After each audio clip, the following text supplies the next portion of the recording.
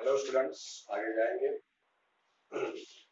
Last lecture में हमने exercise 2.3 के फर्स्ट 2 क्वेश्चंस करे थे। आज आगे जाएंगे। Question number 3।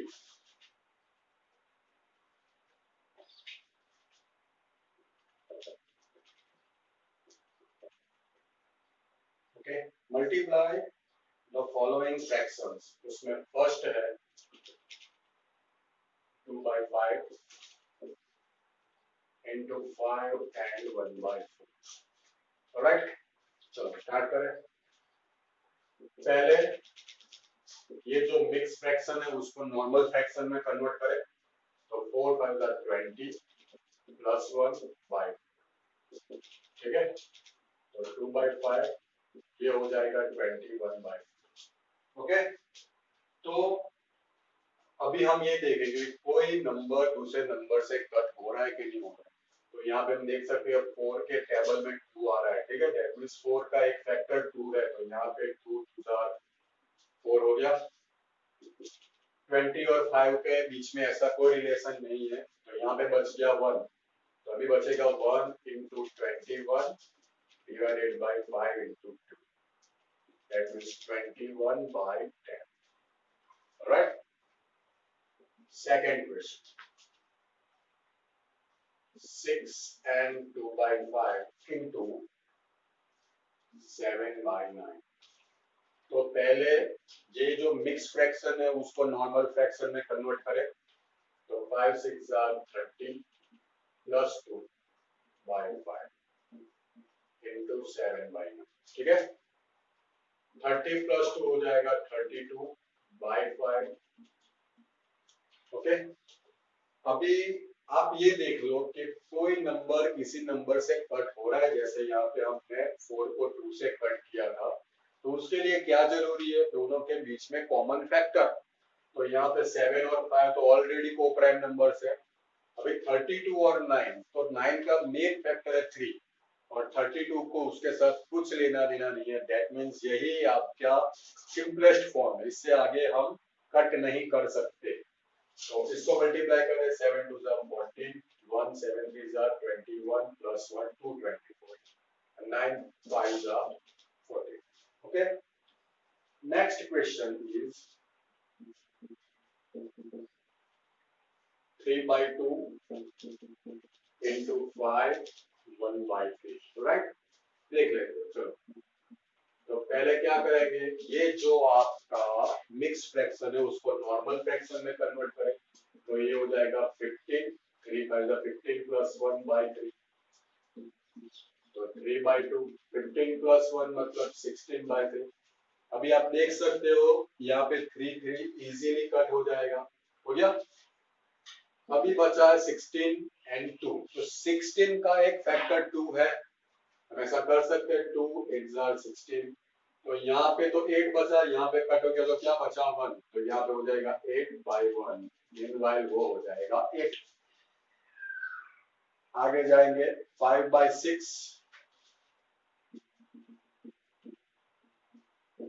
into 2 and 3/7। Alright, तो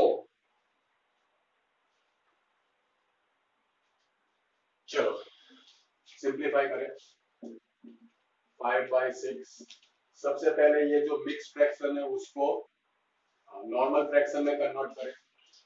तो यहाँ पे तो 7 हो जाएगा, 7 2 14 प्लस 3। ठीक है, तो 5/6 14 प्लस 3 दैट मींस 17/7। अभी आप चेक कर लो कि कोई नंबर किसी नंबर से कट हो रहा है, मतलब कोई दो नंबर में कॉमन फैक्टर है। तो कोई कॉमन फैक्टर नहीं है, जैसे 7 और 6 का कोई कॉमन फैक्टर नहीं, और 17 और 7 का भी कोई कॉमन फैक्टर नहीं। सेम ईयर 5 और 6 का कोई कॉमन फैक्टर नहीं है, 5 और 7 का भी नहीं। तो इसका यही लोएस्ट फॉर्म है, यही सिंपलेस्ट फॉर्म है। तो इसको मल्टीप्लाई करेंगे, 7 5 35 मतलब 5 3। ठीक है, 5 1 17 5 तो 5 3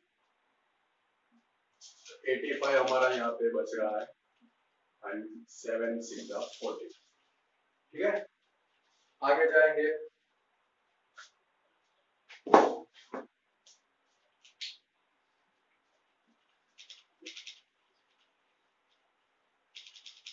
क्वेश्चन 3 हमारा कंटिन्यू रहेगा। अभी हमने 4 तक करा है, अभी 5 पे जाएंगे।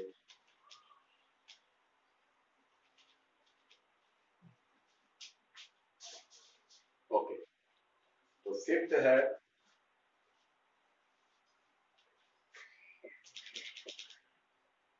3 and 2 by 5 into 4 by 7, right. तो मल्टीप्लाई करें, पहले इसको हम नॉर्मल फ्रैक्शन में कन्वर्ट करेंगे। 5 3 15 plus 2 that means 17, 4 by 7। Okay, अभी आप देख लो कि कोई दो नंबर ऐसे जिसमें कॉमन फैक्टर हो, तो पहले 17 को चेक कर, तो 17 का और 5 का कोई कॉमन फैक्टर नहीं है, 17 और 7 का भी कोई कॉमन फैक्टर नहीं है, 4 and 5 का भी नहीं है, 4 and 7 का भी नहीं है। दैट मींस यही आपका लोएस्ट फॉर्म है। ओके, तो 17 4 का तो 8 2 68 और 35, ठीक है। अभी 6 करेंगे, 2 and 3 by 5 into 3, ऑलराइट। तो सबसे पहले इसको नॉर्मल फ्रैक्शन में कन्वर्ट करें, तो ये हो गया 5 5 2 10 प्लस 3, और यहाँ पे 3 by 1 कर दे, ऑलराइट। तो ये हो जाएगा 13 by 5। क्या जरूरी है कट करने के लिए, दोनों के बीच में कोई कॉमन फैक्टर होना चाहिए। तो यहाँ पे 13 और 5 का भी कोई कॉमन फैक्टर नहीं है, और 3 और 5 का भी नहीं है।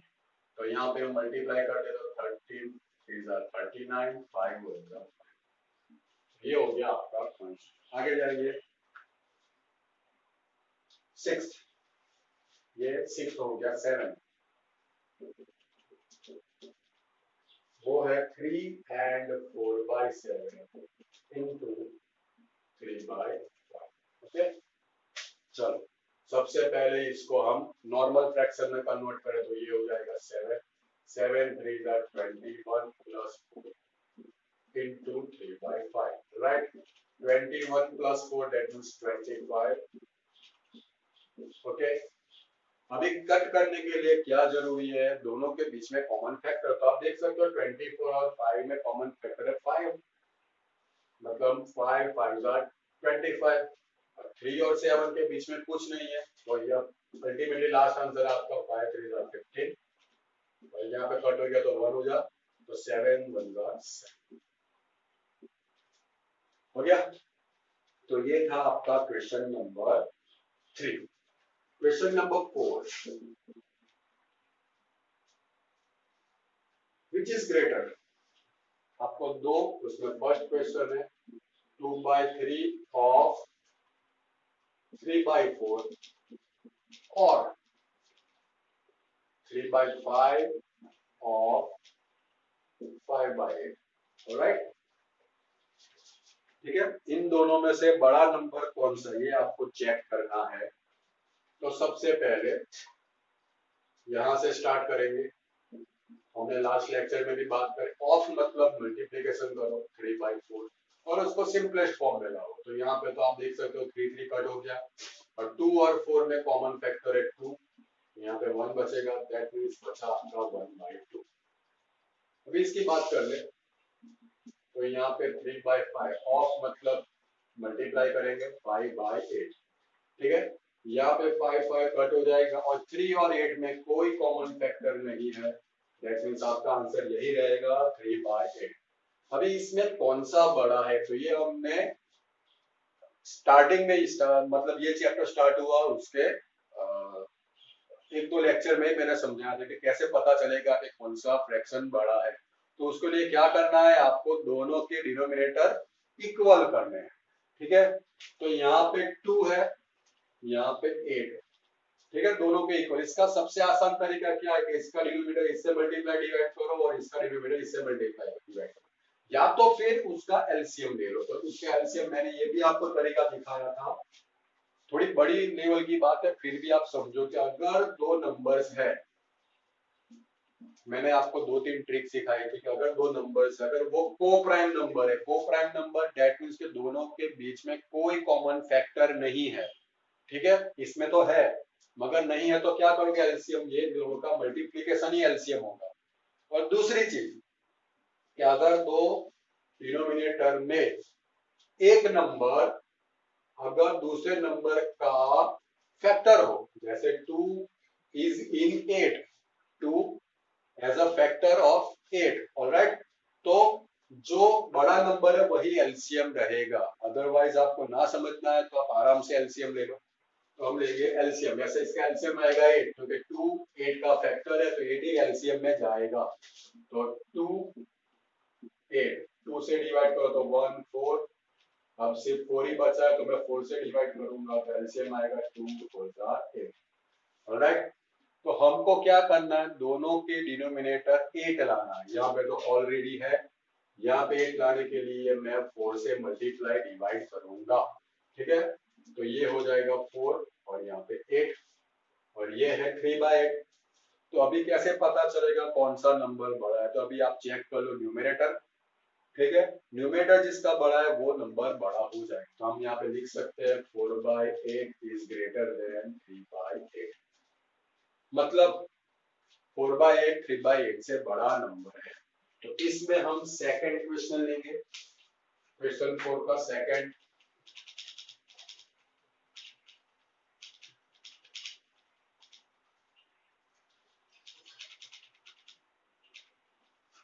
ओके चलो, सेकंड इज 1/2 of 6/7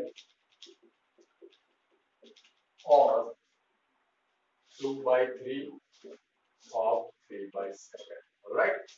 इसे रिपीट कर लो। ओके चलो, तो स्टार्ट करें।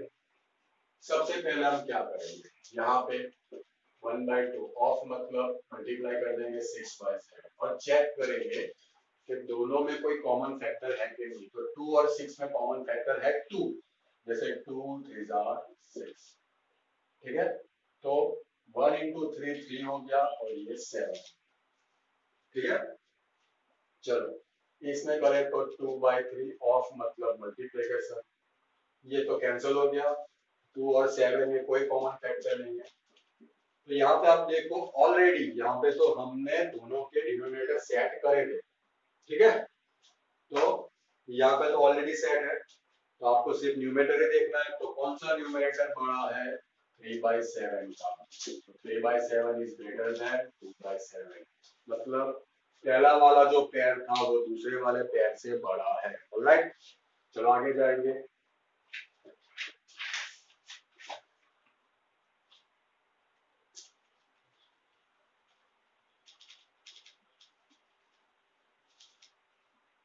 तो यहाँ पे आपके न्यूमेरिकल एग्जांपल्स एक्सरसाइज 2.3 के खत्म हो रहे हैं और एक और प्रॉब्लम है, तो उसमें फर्स्ट है मतलब क्वेश्चन नंबर 5, सैली प्लांट्स 4 सैपलिंग्स, सैपलिंग्स मतलब plant, okay. Sally plants 4 saplings in a row.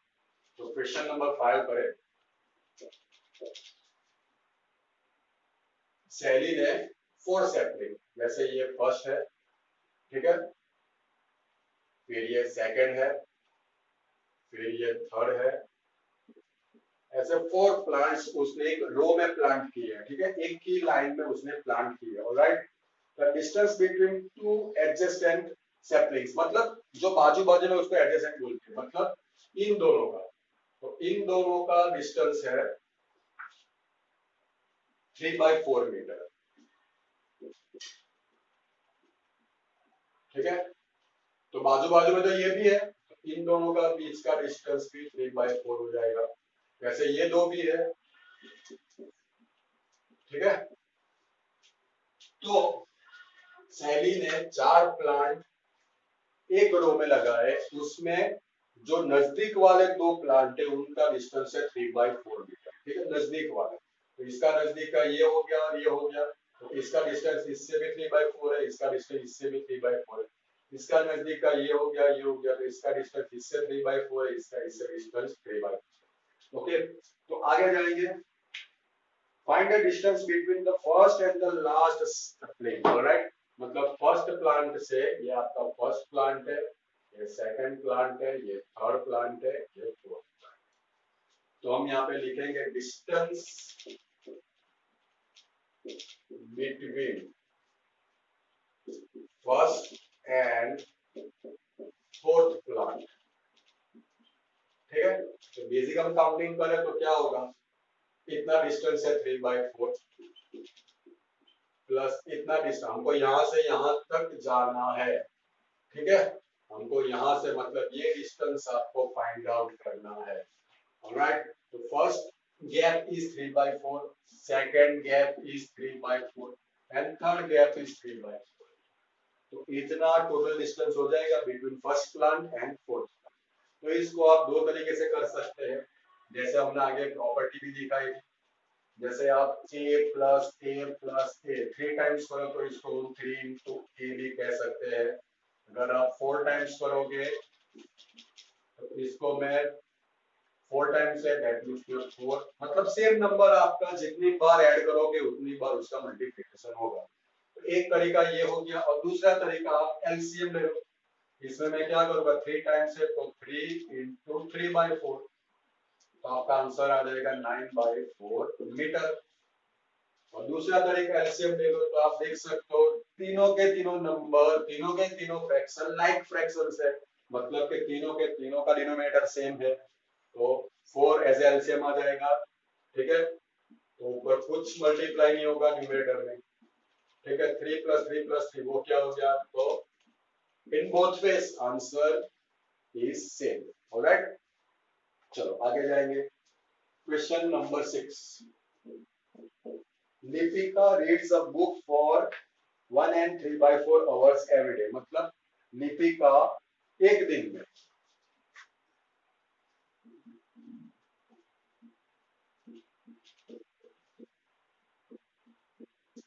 1 and 3/4 hour। Okay, तो उसको बुक पढ़ने में एक दिन में इतना टाइम जा रहा है। ठीक है, she reads the entire book, उसने पूरी बुक पढ़ ली है इन 6 days। इन 6 days how many hours in all were required by her to read the book, मतलब उसको उसने पूरी बुक 6 दिन में 6 डेज में कवर कर ली है, पूरी बुक उसने पढ़ ली है, तो उसको कितना टाइम जाएगा इन आवर्स। ऑलराइट, तो इसके लिए सिंपल सी बात करें, अगर मुझे कोई बुक पढ़ने में, मुझे कोई बुक, मैं सिंपल सा एक एग्जांपल ले लूं, मुझे बुक पढ़ने में आवर इन 1 डे, मेरा टाइम जा रहा है 2 आवर, ऐसा समझ लो। मुझे कोई एक बुक पढ़ना, एक बुक मैं पढ़ रहा हूँ जो डेली मैं 2 आवर पढ़ रहा हूँ, तो आपका एक दिन का कितना काउंट होगा, 2 आवर। अगर आप 2 दिन पढ़ोगे तो आप क्या करोगे, और 2 आवर प्लस 2 आवर कर दोगे, मतलब अभी मैंने जो समझा उस हिसाब से 2 × 2 हो जाएगा। अगर आप तीसरे दिन भी पढ़ोगे तो वो क्या हो जाएगा, 2 + 2 + 2। ठीक है, तीसरे दिन तक, मैं तीसरे दिन की बात नहीं कर रहा हूँ, तीसरे दिन तक, मतलब उसमें आपका फर्स्ट डे सेकंड डे भी काउंट हो जाएगा। अगर मैं सिर्फ तीसरे दिन की बात करूँ तो वो तो स्पेसिफिक है कि हर दिन मैं 2 आवर स्टडी कर रहा हूँ। ठीक है, तो यहाँ पे क्या हो जाएगा, 3 × 2। अगर मैं 10 दिन after 10 days, on 10th day नहीं, आफ्टर 10 डेज में पढ़ूं, तो डायरेक्ट हम लिखे क्या, 10 × 2। तो ये सिंपल सा कैलकुलेशन है, क्योंकि वो डेली सेम आवर स्टडी करके। ठीक है, इसलिए ये कैलकुलेशन यहाँ पे फिट बैठेगा। तो आपको कितने दिन के बाद, आपको कितने दिन बाद उसका स्टडी आवर्स फाइंड आउट करना है, तो वो है आफ्टर 6 डेज। तो मैं यहाँ पे लिखूंगा आफ्टर 6 डेज रीडिंग आवर्स। क्या करूंगा मैं, जो एक दिन का टाइम है उसको 6 से मल्टीप्लाई कर दूंगा, सिंपल सा। जैसे 10 डेज के लिए मैंने क्या किया था, 10 × 2, राइट। तो 6 इंटू, इसको सिंपल फ्रैक्शन में, नॉर्मल फ्रैक्शन में कन्वर्ट करें तो 4 + 3/4। ठीक है, तो 6 × 7/4। ऑलराइट, तो 6 और 4 में कॉमन फैक्टर क्या है, 2, तो 6 को 2 से डिवाइड करेंगे तो 3 आएगा, 4 को 2 से डिवाइड करेंगे तो 2 आएगा। तो क्या बचेगा, 3 × 7 21/2 आवर्स। अगर इसको आपको मिक्स फ्रैक्शन में लिखना है तो आप डिवीजन करें 21/2। ठीक है, 21, तो यहाँ पे क्या आ जाएगा, reminder divisor and quotient.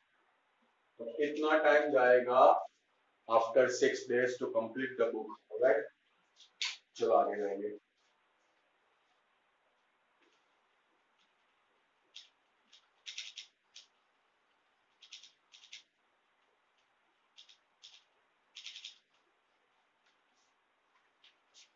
Question 6 तक हमने कंप्लीट किया, अभी क्वेश्चन 7 पे जाएंगे।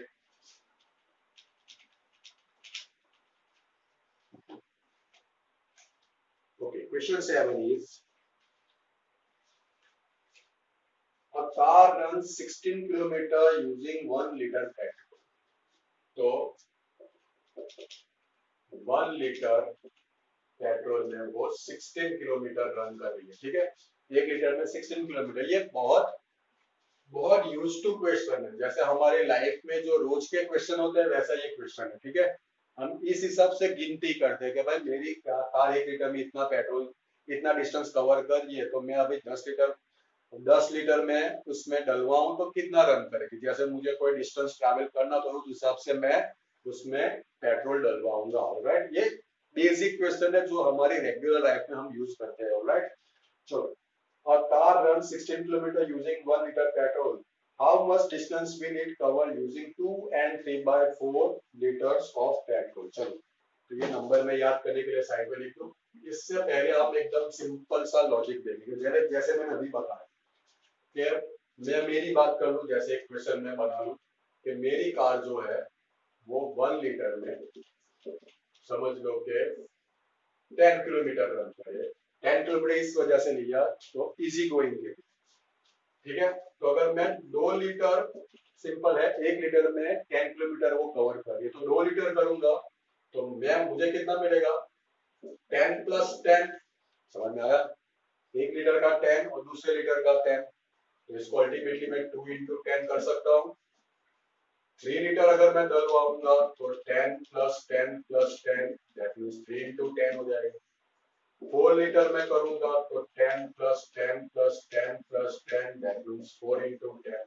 अगर मैं 15 लीटर उसमें डाल दूं तो डायरेक्टली लिखूं तो मैं क्या करूंगा, 15 × 10, ऑलराइट। तो वैसे ही आपका क्वेश्चन है कि मेरी मतलब एक कार है, उसे 1 लीटर में 16 किलोमीटर वो कवर कर रही है, तो अगर मैं इतना लीटर पेट्रोल डलवाऊं तो उसका आंसर क्या आएगा, ठीक है। तो उसका आंसर आएगा 2 and 3/4 × 16 किलोमीटर। सिंपल सा लॉजिक, ये सिंपल मैंने एक आपको एग्जांपल दिया है।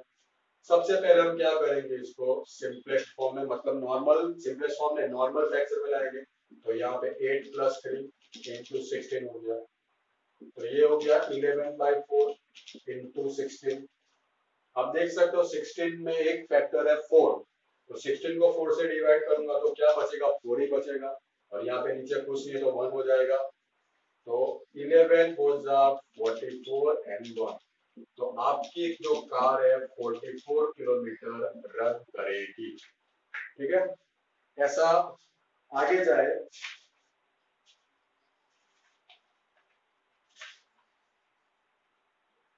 तो एग्जाम्पल 6 है आपका, वो सेम है जो हमने अभी एग्जाम्पल किया है। 6 एग्जाम्पल किया था। लिपिका रीड्स अ बुक, ऐसा ही है। Sushant reads 1/3 part of book in 1 hour, ठीक है। तो वो अभी मैं शॉर्टकट में ये समझा दूं, 1 आवर में ये 1/3 पार्ट कवर कर रहा है, ठीक है। तो ये एग्जांपल आपको खुद करना है। How much part of the book will read in 2 and 1/5 hours, ठीक है। तो ये एग्जांपल आपको खुद करना है, which is example number 6 on page number 39, ठीक है। ये क्वेश्चन, अगर आपको इसमें कुछ डाउट हो तो प्लीज मुझे कमेंट करें। आगे जाएंगे तो क्वेश्चन नंबर 8,